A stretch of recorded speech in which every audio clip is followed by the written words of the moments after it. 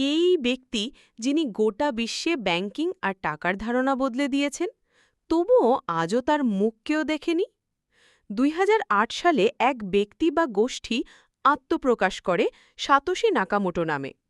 সে বছরই তিনি বিটকয়েনের মূল শ্বেতপত্র হোয়াইট পেপার প্রকাশ করেন।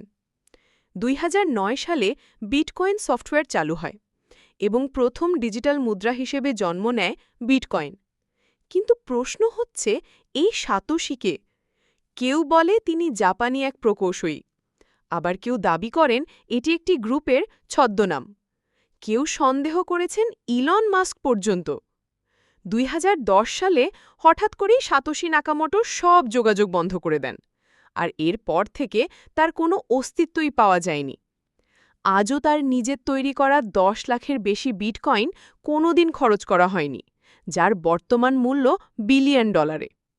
বিশ্বের সবচেয়ে ওপেন প্রযুক্তির পেছনের এই মানুষের পরিচয় আজও এক গভীর রহস্য, আর এই কারণেই সাতোশি নাকামোটোকে বলা হয় পৃথিবীর অন্যতম রহস্যময় মানুষ।